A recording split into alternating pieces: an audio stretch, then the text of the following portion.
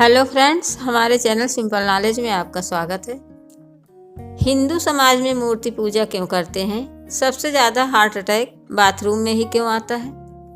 मोर के बारे में रोचक तथ्य क्या है? मुस्लिम समाज के लोग सूअर का मांस क्यों नहीं खाते हैं? और प्याज काटते समय हमारे आंखों में आंसू क्यों आता है? ये कुछ ऐसे क्वेश्चन हैं जिनके आंसर अक्सर लोग जानना चाहते हैं। तो चलिए जानते हैं। इसके पहले अगर आप हमारे चैनल पर नए हैं तो प्लीज़ हमारे चैनल को सब्सक्राइब करें, बेल आइकन को क्लिक करें जिससे हमारे सभी वीडियो आप तक आसानी से पहुंच सके। तो चलिए जानते हैं पहले क्वेश्चन का आंसर। हिंदू समाज में मूर्ति पूजा क्यों करते हैं? हिंदू समाज में पूजा उपासना की तमाम पद्धतियाँ प्रचलित हैं। इसमें साकार की भी उपासना की जाती है और निराकार की भी उपासना की जाती है। साकार ईश्वर की उपासना में मूर्ति पूजा का विशेष महत्व है। बिना मूर्ति या प्रतीक के साकार ब्रह्म की उपासना नहीं हो सकती है। दरअसल व्यक्ति का मन अत्यधिक चंचल और नकारात्मक होता है। मन को एकाग्र करने के लिए किसी आधार का प्रयोग किया जाता है और अपने आप को जोड़ने तथा एकाग्रता के लिए मूर्ति का प्रयोग होता है। मूर्ति पूजा करने से चीजें थोड़ी आसान और भावात्मक हो जाती हैं।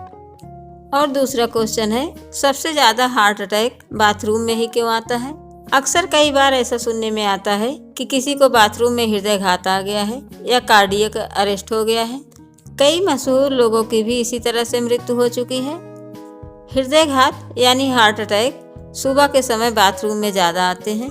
आखिर इसका क्या कारण है कि बाथरूम में ही लोगों को हार्ट अटैक ज़्यादा आता है? तो चलिए जानते हैं बाथरूम में हार्ट अटैक आने का क्या कारण है। दरअसल जब लोग टॉयलेट सीट पर बैठकर ज़्यादा प्रेशर डालते हैं तो उसका सीधा असर रक्त संचार या हमारे ब्लड सर्कुलेशन पर पड़ता है। इस दबाव से हृदय की धमनियों पर दबाव बढ़ता है जो हार्ट अटैक या कार्डियक अरेस्ट की वजह बन जाता है। बाथरूम का तापमान हमारे घर के अन्य कमरों की तुलना में अधिक ठंडा रहता है। यहाँ पानी की प्रवाह बार बार होता रहता है। ऐसी स्थिति में शरीर के तापमान को संतुलित करने और रक्त के संचार को बनाए रखने के लिए हमारे हृदय को अधिक श्रम करनी पड़ती है और हार्ट अटैक होने का यह एक बड़ा कारण होता है। दरअसल बाथरूम में कोई कार्य नहीं होने के कारण मस्तिष्क ज़्यादा सोचना शुरू कर देता है। परिणाम स्वरूप कभी कभी तनाव अपने चरम पर होता है जो हृदयघात का कारण बन जाता है। और तीसरा क्वेश्चन है, मोर के बारे में रोचक तथ्य क्या है? मोर हमारा राष्ट्रीय पंछी है और यह काफ़ी सुंदर भी होता है। इसके बारे में तो हर कोई जानता है, लेकिन कुछ बातें ऐसी भी होती हैं जिसे शायद आप नहीं जानते होंगे। मोर आजीवन ब्रह्मचारी रहता है। इसके जो आंसू आते हैं मोरनी उसे चूमकर गर्भवती होती है, क्योंकि मोर कभी भी मोरनी के साथ संबंध नहीं रखता है।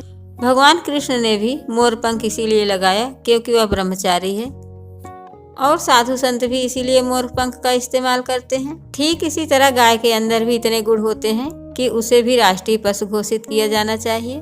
26 जनवरी 1963 को भारत सरकार के द्वारा मोर को राष्ट्रीय पक्षी घोषित किया गया।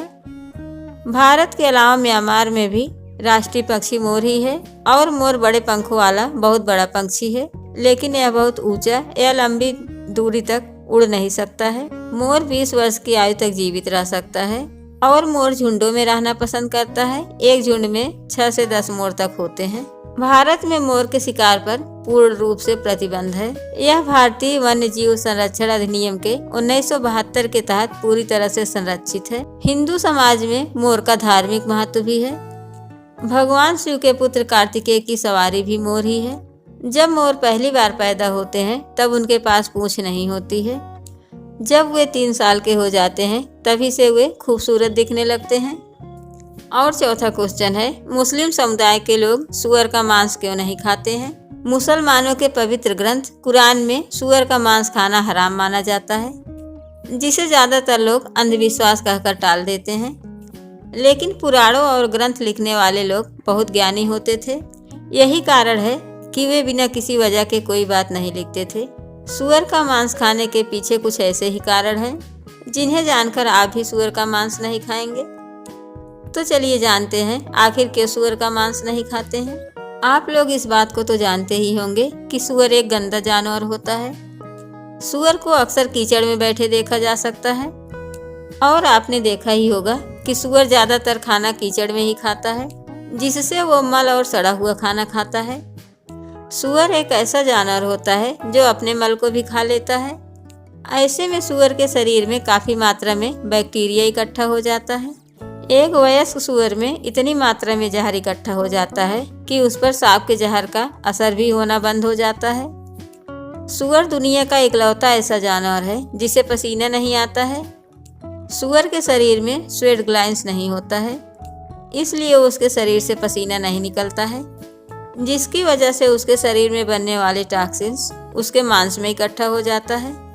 सूअर के शरीर में कई तरह की बैक्टीरिया के साथ कीड़े भी पैदा हो जाते हैं, जिनमें से सबसे खतरनाक कीड़ा होता है टेपवार्म।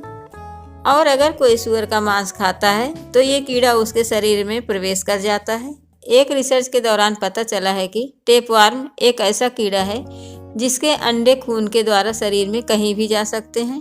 अगर ये कीड़े गलती से भी दिमाग में चले गए तो ब्रेन डैमेज जैसी गंभीर बीमारियां हो सकती हैं। सूअर के मांस को पचने में 3 से 4 घंटे लगते हैं। सूअर के मांस में मौजूद टॉक्सिन्स शरीर में कई तरह की बीमारियों को जन्म देते हैं, जिसमें हार्ट अटैक सबसे महत्वपूर्ण है, और इसी वजह से मुसलमान सूअर का मांस नहीं खाते हैं। और 5वां क्वेश्चन है, प्याज काटते समय आंखों से आंसू क्यों आते हैं? प्याज काटते समय आंखों में आंसू क्यों आते हैं? बहुत से लोग इस बात को जानना चाहते हैं। प्याज एक ऐसी सब्जी है जिसके बिना खाना अधूरा होता है। जब भी हम प्याज को खाने में इस्तेमाल करते हैं तो उसे हमें काटना पड़ता है, और प्याज काटते समय हमारे आंखों से आंसू निकलने लगता है और आंखों में जलन भी होने लगती है। तो ऐसा सिर्फ प्याज के साथ ही क्यों होता है, जबकि सब्जियों में सबसे तीखी हरी मिर्च को काटते समय आंखों से आंसू नहीं निकलता है? दरअसल प्याज काटते समय एक केमिकल्स रिएक्शन होता है और गैस निकलती है, और जब ये गैस पानी के संपर्क में आती है तो एसिड बनता है।